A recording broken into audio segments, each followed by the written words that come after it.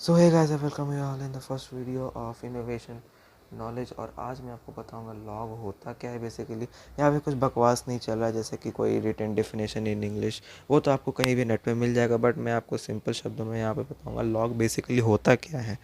यार यहाँ पे यूजेस भी नहीं जानना है आपको, क्योंकि रियल लाइफ में लॉग का कोई यूज़ नहीं होता, बस आपको एग्ज़ाम्स में पूछा जाता है बेसिकली। तो काफ़ी बेसिक शब्दों में बोलो लॉग होते क्या हैं। तो लॉग जो होता है, जैसे कि हम लोगों ने 2 की पावर 3 लिखा और वो 8 होता है। तो लॉग जो होता है वो एक नंबर का कितना पावर रेज होता है, उस कितना पावर रेज होता है वही, जितना पावर रेज होता है वही एक्चुअल हम लोग का लॉग होता है। जैसे कि यहाँ पे 2 बेस है और उसका पावर हमने 3 दिया, वो रेज होकर 8 बन गया। तो ये एक्चुअल हम लोग का लॉग होता है। काफ़ी आसान शब्दों में है और इसमें काफ़ी सारी प्रॉपर्टीज़ भी हैं, 6-7 प्रॉपर्टीज़ हैं जो आपको याद रखनी होगी। तो आज की इस वीडियो में काफ़ी बेसिक सा लॉग आपको पता चल ही गया होगा। और कुछ कुछ जैसे फंक्शंस इसमें होते हैं, जैसे कि मैं आपको एग्जांपल्स लिख के दिखा देता हूँ। तो मैं यहाँ पे कुछ और एग्जांपल्स लेके आ गया हूँ। जैसे कि यहाँ पे अगर मैं हिंदी में बताऊँ एक्चुअल मीनिंग यहाँ पे ये क्या लिखा हुआ है, तो बताया गया है 3 पे हम लोग कितना पावर रेज करेंगे वो 9 बन जाएगा। भाई कॉमन सेंस 2 होना चाहिए, 3 × 3 9 हो जाएगा। यहाँ पे भी, यहाँ पे हम लोग 2 लिख देंगे आराम से। लॉग पे कितनी पावर हम लोग रेज करेंगे, मतलब कितनी पावर 2 नंबर पे कितनी पावर रेज करेंगे, तो वो जाके 4 बन जाएगा। तो यहाँ का भी आंसर में लिख देता हूँ। यहाँ पे भी 2 होगा, यहाँ पे भी 2 होगा और यहाँ पे भी ऑफ कोर्स 2 होगा। यहाँ पे भी आप बोल सकते हो कि लॉग की कितनी पावर, मतलब 4 की कितनी पावर हम लोग रेज करें। पावर ये होते हैं, उसके ऊपर लिखा होता है ना ऐसे, पावर कितनी हम लोग रेज करें वो जाके 16 बन जाता है। यहाँ पे हम लोगों ने 2 लिख दिया और यही इसका एक्चुअल आंसर है। और इसका कोई मतलब कुछ एक्स वगैरह का बात नहीं है, सिंपल डिजिट्स में होता है ये, तो घबराने की कोई बात ही नहीं है।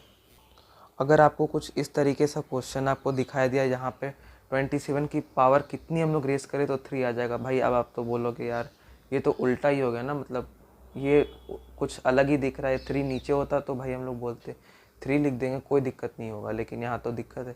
तो आपने कुछ करना नहीं है, आपको एक बेसिक प्रॉपर्टी याद होनी चाहिए। तो सपोज़ कि आपको एक प्रॉपर्टी याद होनी चाहिए, लॉग लॉग बी ए और सी।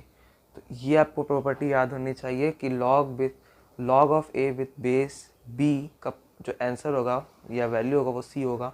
तो हम लोग इक्वेशन के फॉर्म में इसको ऐसे लिखेंगे, ए ऐसा का ऐसे ही रहेगा। और आप ऐसा समझो ना, बी को सी को ये बी धक्का दिया और सी जो है इसका एक्सपोनेंट यानी पावर बन गया। ये कुछ इस तरीके से ये बन गया। तो अब आप इस क्वेश्चन को भी इस तरीके से इस फॉर्म में लाकर सॉल्व कर सकते हो।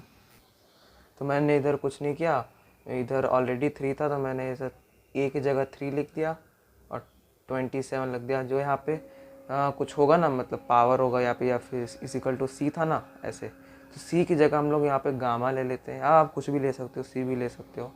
तो इधर आप बोल सकते हो, इसको मैं लिख सकता हूँ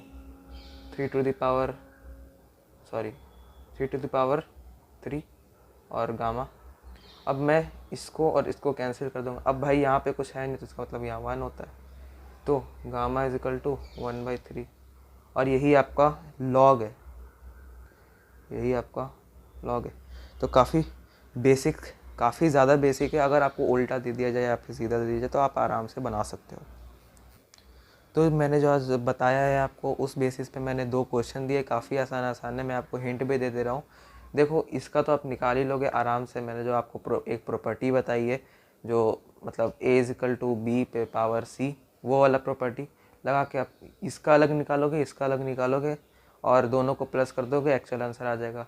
और ये तो उससे इससे भी आसान है, मतलब इसमें तो सिंपल है ना, आप देख ही सकते हो। सिंपल दोनों अलग अलग निकालोगे, माइनस कर दोगे और आंसर आ जाएगा। तो दोनों आंसर जो आप आएगा वो कमेंट में बता सकते हो। और थैंक यू।